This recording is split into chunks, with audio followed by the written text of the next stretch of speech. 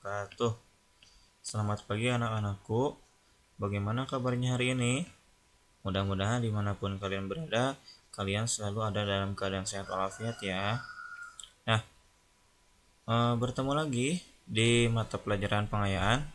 Tepatnya untuk pengayaan hari ini kita akan membahas mengenai bahasa Indonesia, yaitu materi tepatnya tentang puisi ya. Jadi materi hari ini pengayaan bahasa Indonesia itu tentang puisi.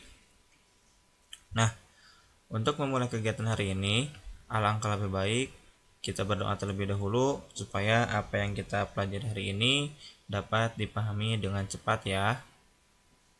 Berdoa dimulai. Berdoa selesai. Nah, anak-anakku, untuk hari ini kita akan belajar tentang puisi ya. Nah, adapun Bapak mengharapkan sama kalian, yang pertama itu nanti kalian setelah belajar tentang puisi, kalian mampu memahami pengertian, ciri, unsur, serta jenis puisi. Yang kedua, Bapak juga mengharapkan sama kalian, kalian bisa membuat puisi sesuai dengan tema ya. Nah, untuk mempersingkat waktu kita mulai saja ya. Nah, yang pertama yang akan Bapak bahas yaitu tentang pengertian dari puisi itu sendiri. Mungkin di kelas 3, 4, 5 sudah sering mendengar yang namanya atau mempelajari tentang puisi ya.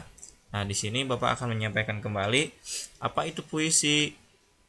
Seperti apa ciri-ciri puisi. Nah, di sini ada pengertian dari puisi itu sendiri, bahwasannya puisi merupakan karya sastra yang terikat baris, bait, rima, dan irama, serta disusun dengan pilihan kata yang membangkitkan imajinasi.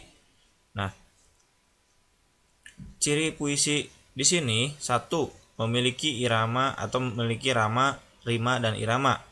Yang kedua, terdiri dari beberapa baris dan bait. Yang ketiga, memiliki makna yang kiasan. Nah, makna kiasan ini merupakan makna yang bukan sebenarnya seperti yang telah kita bahas sebelumnya di tentang ungkapan kata ya. Jadi bukan makna yang sebenarnya. Yang keempat, memiliki amanat. Jadi ciri puisi itu ada amanat yang ingin disampaikan oleh pembuat ciri puisi tersebut. Yang selanjutnya, yang kelima, ada pilihan kata imajinasi atau pemilihan diksinya. Nah, untuk yang selanjutnya itu ada unsur-unsur puisi. Nah, yang mana dalam puisi itu harus mengandung 1, tema. Tema di sini yaitu yang mendasari isi puisi. Contoh, ketika tema dari puisi yang ditentukannya tentang sekolah, maka puisinya tentang sekolah juga. Kalau misalkan temanya tentang perpisahan, berarti isinya tentang perpisahan, baik perpisahan di sekolah, perpisahan dengan teman, dan lain sebagainya. Yang kedua, ada rima. Nah, rima di sini bisa diartikan sebagai irama bunyi yang digunakan. Contoh, akhirannya a a a a, boleh i i i i, boleh u u u u, dan boleh yang lain-lainnya ya. Jadi rima itu lebih ke vokal di akhir kata ya. Yang selanjutnya, pemilihan diksi, pemilihan kata yang cocok. Jadi diksi di sini kita memilih kata-kata yang merupakan kiasan dari makna yang sebenarnya. Sebagai contoh di sini matahari. Matahari itu kata diksinya atau nama lain dari matahari itu bisa disebut sebagai mentari, dan angin bisa juga disebut sebagai sang banyu, dan seperti itu untuk yang lain-lainnya. Yang keempat, tipografi. Tipografi di sini bisa diartikan sebagai kata yang diulang-ulang atau tanda diulang-ulang. Nah, yang kelima, ada citraan. Bahasanya dalam citraan ini isi yang dapat mempengaruhi perasaan bersama panca indera. Kenapa? Karena dalam puisi itu merupakan gambaran atau menggambarkan isi perasaan atau hati seseorang. Nah, untuk selanjutnya ada jenis-jenis puisi. Nah, puisi itu dibagi menjadi dua ya, sesuai zamannya. Ada puisi lama, ada puisi baru.